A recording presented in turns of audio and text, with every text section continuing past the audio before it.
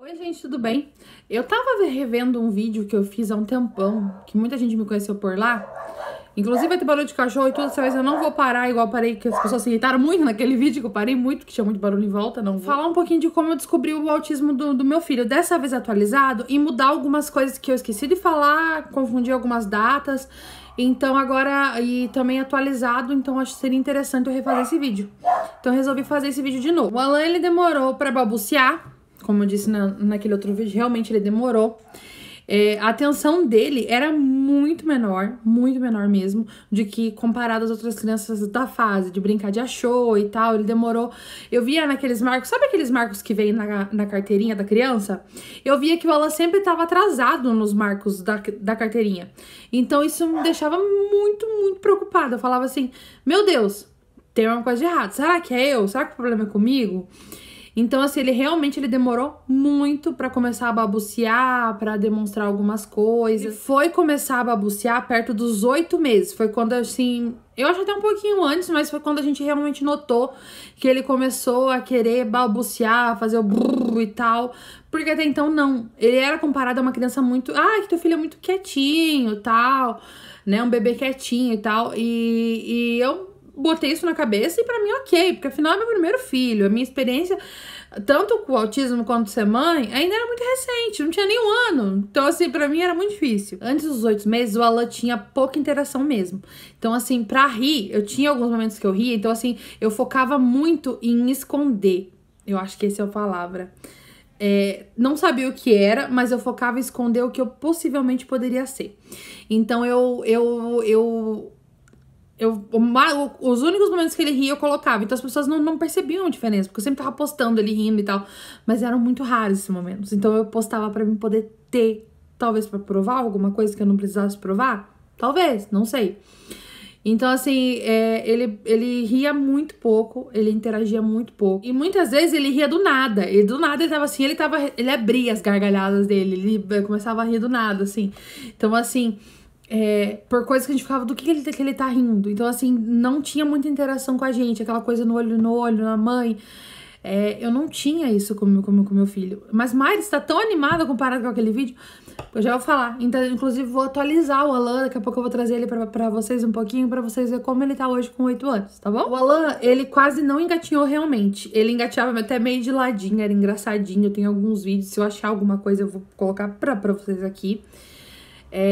Mas ele não engatinhou, e quando ele começou a andar e se apoiar nos móveis, aquela coisa da criança um pouquinho antes de começar a andar, ele perto de um ano e um mês, mais ou menos, ele começou a andar mesmo. Ele sempre era na pontinha dos pés. Ele, como eu falei, ele não tinha aquela coisa no olho, né? E tinha muita comparação, porque não que as pessoas faziam comparação com o meu filho, mas eu fazia essa comparação. Porque a gente começa, quando a gente é mãe, principalmente eu acho que mãe de primeira viagem, se não for essa mãe de primeira viagem, vocês podem me comentar aqui. Vamos colocar como mãe em geral, né? A gente começa a comparar os filhos com os filhos dos outros. Meio que a gente cria uma sociedade, um jeito ali, tipo de... Quem tá desenvolvendo mais o filho? É quase que uma competição, sem querer. Muitas vezes isso acontece. E, cara, não é saudável. Não é nada saudável isso. Nada. E eu tinha isso de querer comparar o meu filho, e isso é uma coisa horrível de se fazer com a criança. Justamente por eu ter uma sobrinha 22 dias mais velha e um sobrinho de 2 meses, vamos colocar, mais novo, então era quase impossível eu não comparar as crianças.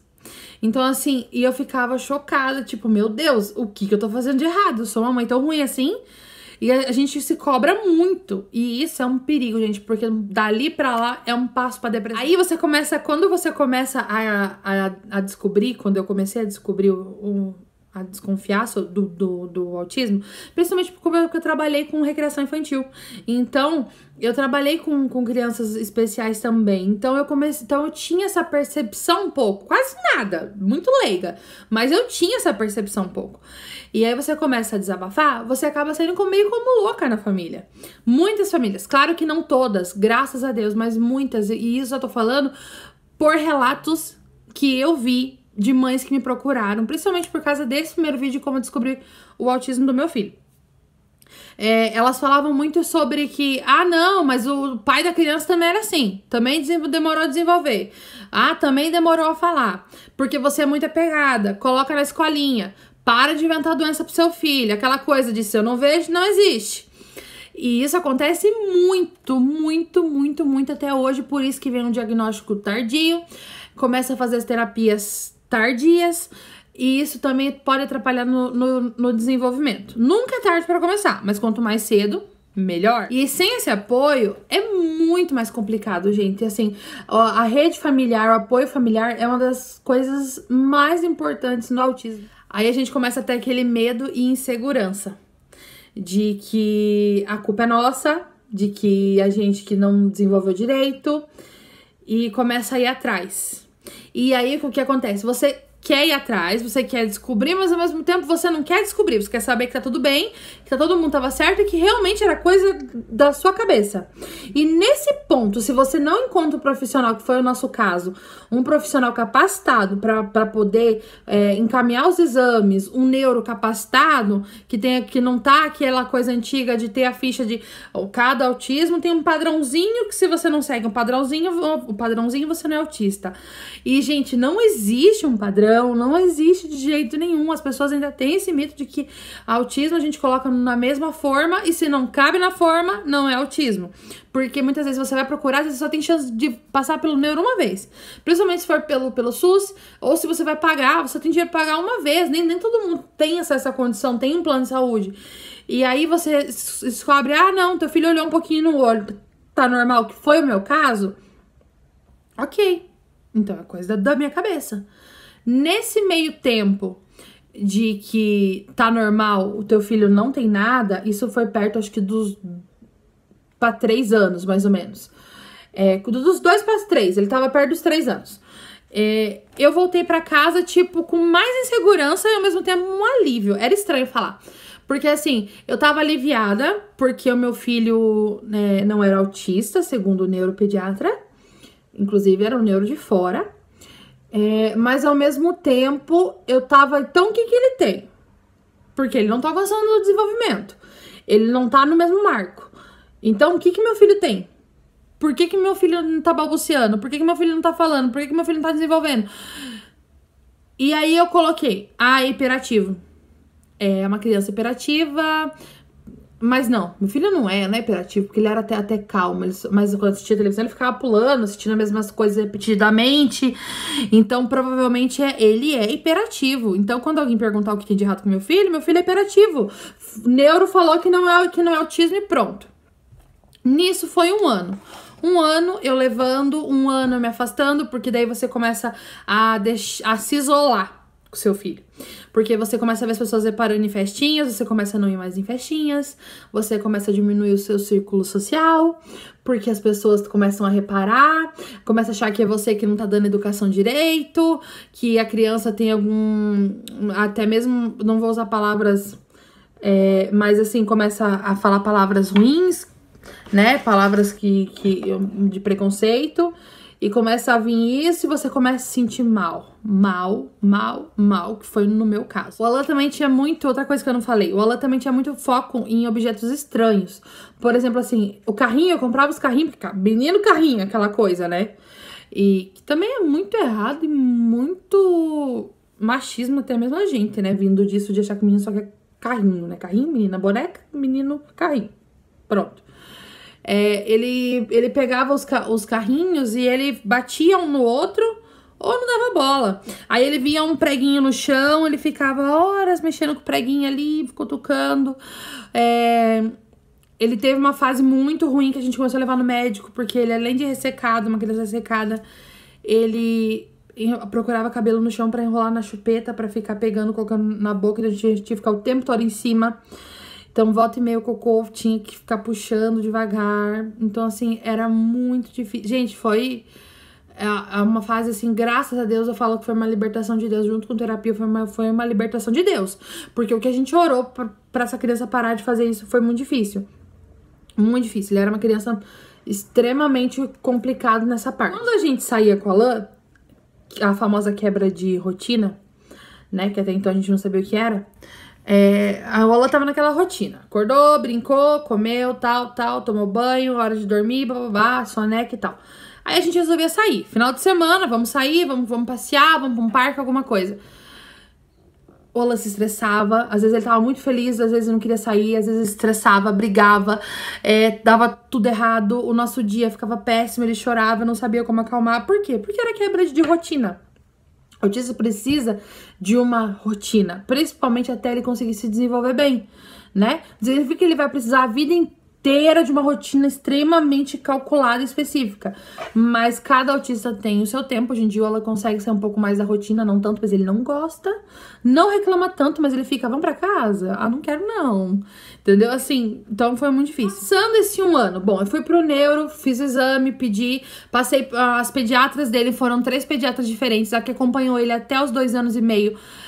Sempre falava que tava tudo normal. Todos os sintomas que eu apresentava do Alan tava sempre normal. Sempre ela falava que era normal, que atraso, ele não falar até os 3 anos era normal, ele não dizer mamãe e papai até os 3 anos era normal. Então, assim, a gente mudou de pediatra, a mesma coisa. A terceira pediatra foi que passou bera, impedanciometria, a gente foi para esse neuro que eu falei. Tô falando um pouco, as coisas um pouco fora de ordem, tô falando conforme me lembra, afinal ela tá com 8 anos hoje, então tá um pouco complicado lembrar.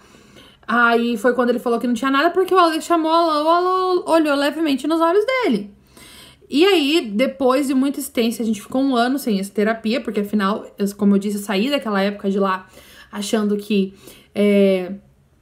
tava tudo bem, mas não tava, mas eu botei na minha cabeça que tava, afinal foi o neuro, ele é estudado, ele tem que saber o que ele tá falando. Então eu aceitei e tava tudo certo pra mim. Quando a gente foi no shopping com ele, esse dia é um dia que marcou muito, não consigo esquecer, foi o dia mais marcante da minha vida. Foi o dia que estalou e mudou tudo. A gente no shopping, acho que eu não lembro se era aniversário do meu sobrinho, talvez a gente foi comprar um presente, a gente foi na loja, até ela teve uma crise de choro e tal. E aí tinha uma ótica. Enquanto a gente tava esperando o presente embrulhar, a loja tava muito cheia.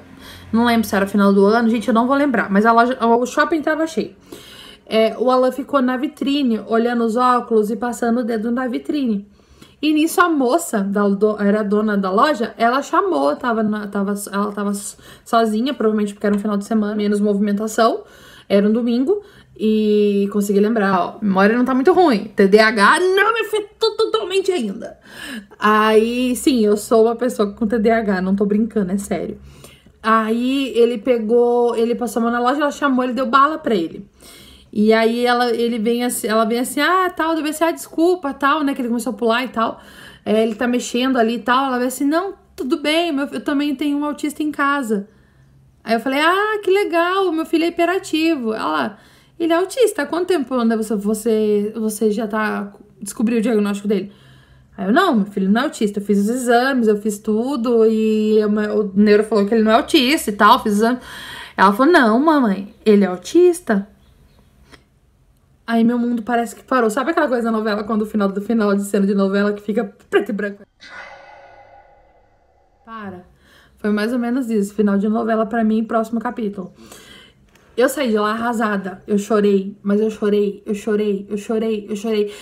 de raiva por eu não ter insistido mais, chorei de impotência por eu ter ouvido e não ter feito nada, porque afinal era o que eu queria ouvir, que não tinha nada. Muitas vezes é o que a gente quer ouvir. Como eu disse, se a gente não vê, não existe. E eu chorei por ter se passado quase 1 ano, e 1 ano que eu poderia ele estar na terapia. Eu fiquei chocada. E eu saí de lá arrasada. E aí eu lembro que eu voltei era domingo, na segunda-feira eu voltei no médico. Eu pedi pra ser atendida por um outro pediatra. E eu contei o que aconteceu. Não falei que era autismo, em nenhum momento. Não autodiagnostiquei. Mas eu falei todas as características, eu peguei lá no YouTube característica autismo, pesquisei todas as que o Alan assim, se encaixavam, coloquei todas as coisas diferentes que eu achei que o Alan também tinha de diferente, coloquei tudo e levei pro pediatra que atendeu, era o de plantão. E aí eu levei pra ele e falei, olha, tá acontecendo isso, isso e isso. Eu já fui há um ano atrás, mas nada me tira da cabeça. As pessoas estão já notando mais que meu filho é autista e eu preciso saber se isso eu tô ficando louca, porque eu não tô mais aguentando, eu tô surtando. E aí o médico falou pra mim assim, mãe, teu filho é autista e tá tudo bem. Vamos fazer os exames, eu vou te dar uma indicação de neuro. Você leva, fala que foi de indicação minha e vamos refazer esses exames e vamos ver o que vai dar. E aí foi quando eu levei. E aí foi a doutora Virgínia, na época ela atendia na unidade da criança, faço questão de falar o nome. Lá em Curitiba, onde a gente morava. E ela falou sobre o Alan, quem o Alan era. E ela falou pra mim que tava tudo bem e que eu era mãe de uma criança autista. E foi quando o meu mundo, assim, fez sentido, sabe? E tipo assim, alguém me ouviu. Eu senti, a sensação era, eu fui ouvida. Tipo assim, finalmente alguém me entendeu. Eu não tô louca. Eu não tô, como diz a família, que eu tô vendo coisa onde não tem. Eu tô caçando doença pro meu filho, igual falavam pra mim. Finalmente me ouviram, sabe? E aí eu só queria pegar o diagnóstico e fazer assim, ó, aqui, ó. Tá vendo aqui, ó? Aqui, ó, eu tava certa. Porque é como se... Eu comparei até na época no outro vídeo, eu faço questão de comparar porque é exatamente como eu me senti. Tá vendo esse pincel? Eu tô vendo esse pincel. Tá um pincel aqui. E as pessoas estão dizendo pra mim, tá lá não. Você tá vendo coisa onde não tem. Chega a ponto que eu não tô mais vendo ele. Porque eu tô vendo. Mas eu vou falar que eu não tô vendo ele. Porque eu quero ir conforme as pessoas dizem. Porque eu não quero ser a única contra. Tipo, será que o erro tá em mim? Porque tá todo mundo dizendo que não tem nada. Não tem esse pincel aqui, tá? Não tem autismo aqui. E aí, alguém olhou pra mim e falou assim, calma, eu também tô vendo o seu pincel aqui. Eu me emociono até hoje. E assim, eu me senti muito abraçada. Muito, muito, muito. Dali a gente começou a fazer as terapias. Na época eu falo que eu achei a fono perfeita. Não, eu não achei. E eu peço perdão pra quem eu indiquei na época, porque realmente ela tava evoluindo. Mas eu não me dei o crédito também. Eu dei todo o crédito pra ela. E o crédito também era meu. Porque eu também me esforcei muito pro meu filho. Eu também me dediquei muito pra dar tudo ao meu filho. E eu achei que tudo era responsabilidade dela. E com o tempo eu acabei vendo que não. Mas isso é um assunto pra um outro vídeo sobre terapias. Se vocês quiserem, eu posso fazer. Mas assim... ele começou a evoluir e tem uma cena que me marcou muito, que eu também falei naquele vídeo, que eu retorno a falar, que foi a cena do mercado. Porque até então, ela começou a desenvolver a fala, né, devagar. Falar os números, falar uma coisinha ou outra. Eu vou ver se eu acho aqui pra colocar. Isso foi não foi a partir dos 3 anos, foi perto dos 3 anos, quase com 3 anos mesmo. Então eu falo 3 anos por causa disso. Ele começou a falar, 3, 14, ele falava. Aí ele pulava. E entre outras coisas, eu vou tentar achar tudo pra colocar aqui em vídeo, gente. Eu vou tentar, eu juro. Eu não sei se eu vou conseguir porque é muito antigo. E aí ele começou a desenvolver, ele foi soltando, ele foi brincando. E aí ele falava tatá e eu ficava morrendo de ciúme, porque eu queria ouvir o mamãe, era meu sonho. Ouvir mamãe, mamã, qualquer coisa que fosse pra mim, me chamasse. Eu me dedico pra você e você não dá nem tchum pra mim. E aí foi quando a gente tava no mercado, a gente sempre brincava, vai com a mamãe, vem com o papai pra ele correr. Ele já tava começando a entender alguns comandinhos assim, isso já era depois dos 3 anos. Uns 3 anos e 2 meses, por aí. E aí meu marido falou pra mim, falou pra ele assim, vai com a mamãe.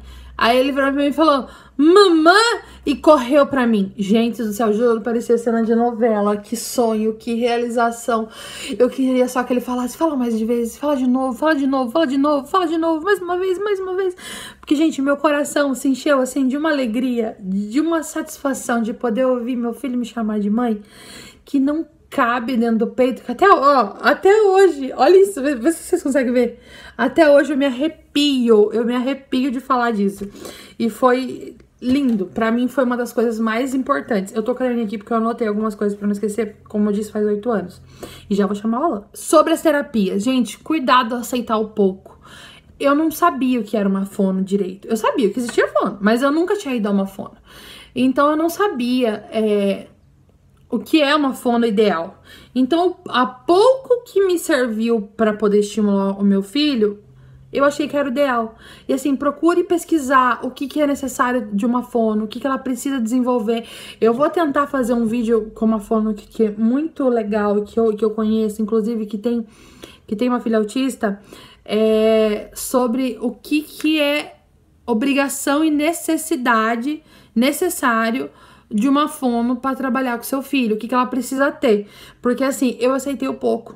E eu achei que o pouco era muito. E eu indiquei pra muita gente, depois muita gente me falou: Mairi, eu tô tirando, é péssimo, sabe? Só que pra mim era grande porque era o que eu tinha. Hoje em dia, o Ola faz terapia pela PAI, ele faz muito bem.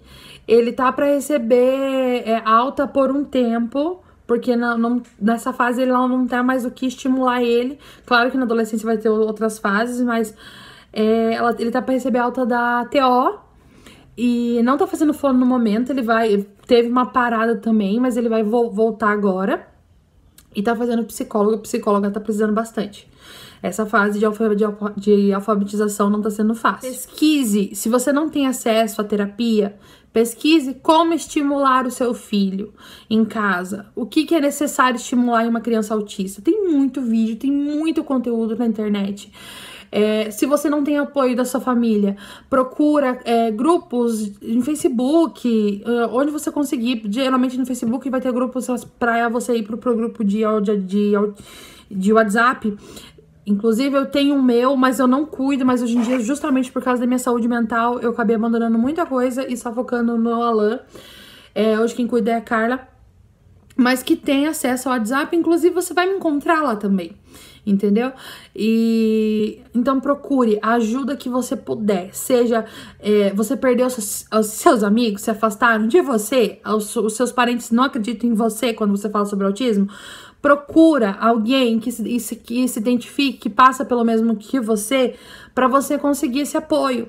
Porque o que você precisa nesse momento agora é que alguém te abrace e te dê apoio. Então sinta o meu abraço, sinta-se apoiada, nem que seja pouco, tá anoitecendo já, eu tava pra sair, já tô atrasada. E não deixe de desenvolver o seu filho. Existe uma coisa chamada fase do luto do autismo. Eu sei que é pesado falar em luto, porque muitas pessoas falam já em vídeo meu.